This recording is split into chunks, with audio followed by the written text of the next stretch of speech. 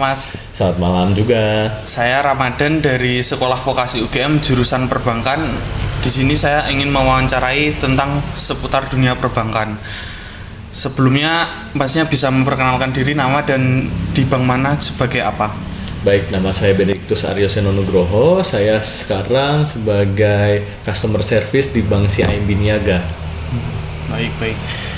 Untuk pertanyaan pertama, Masnya kan di Bank Simniaga ya? Ya. Itu sudah berapa lama kerja di Bank Simniaga? Baru-baru aja kok, nggak lama-lama banget ini. Baru jalan menuju 4 bulan. Oh, 4 bulan. Betul. Awal masuknya gimana ya? Bisa diceritakan? Awal masuknya itu sebenarnya dari ini, saya iseng apply, terus saya lihat ada lowongan di CIMB, saya apply. Habis itu setelah melakukan wawancara, 2-3 wawancara, lalu masuk. Di awalnya saya itu belajar sama 45 hari mengenai produk dan juga cara menangani nasabah karena saya apply-nya untuk customer service. Habis itu baru kita masuk ke OJT-nya, baru on the job training. Saya mulai menerima nasabah itu di bulan Agustus kemarin, gitu.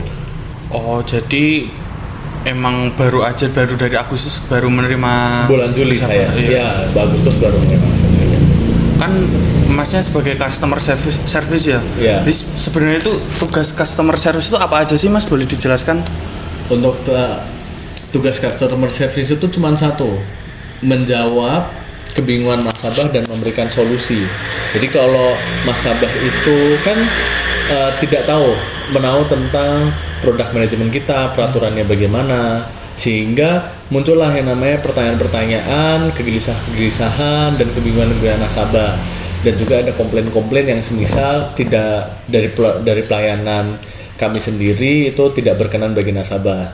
Maka dari itu kami menerima dan memberikan solusi bagaimana cara menangani komplainan nasabah, bagaimana untuk menjawab pertanyaan-pertanyaan nasabah, dan juga untuk memberikan solusi bagaimana sebaiknya nasabah kami berikan pelayanan yang lebih baik begitu.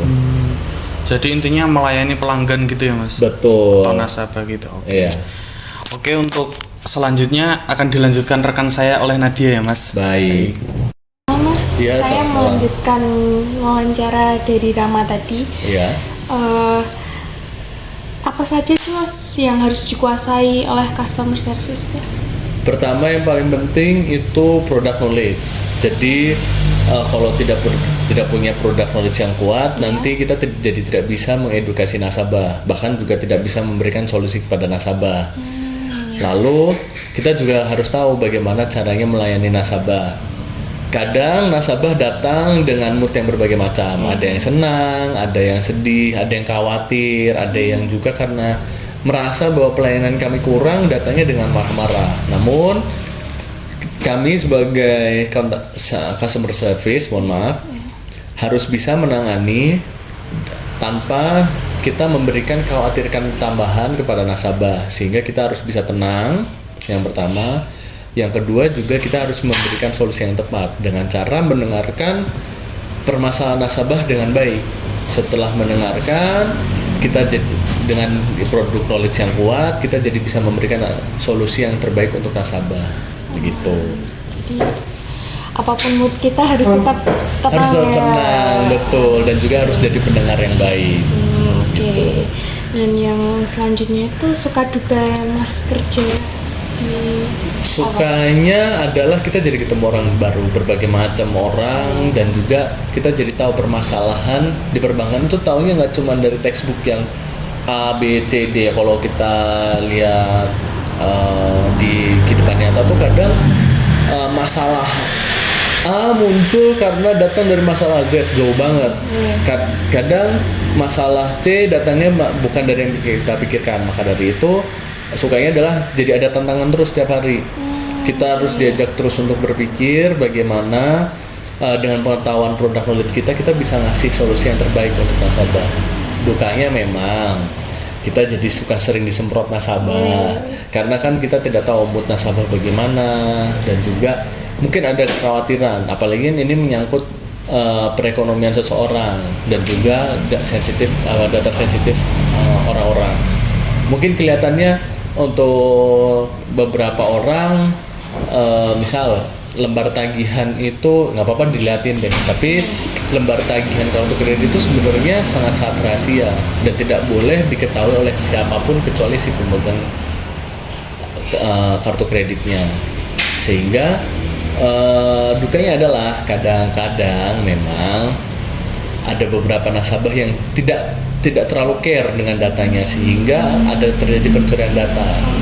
Ketika ada pencurian data, mereka berpikir bahwa kami yang melakukannya, padahal nasabah-nasabah tersebut yang kurang teredukasi untuk menjaga keamanan datanya. Maka dari itu, balik lagi, kita sebagai customer service harus bisa tenang dan juga memiliki produk knowledge yang kuat, sehingga ketika ada nasabah-nasabah seperti ini, kita tidak perlu panik atau tidak ikut dalam amarah nasabah tersebut.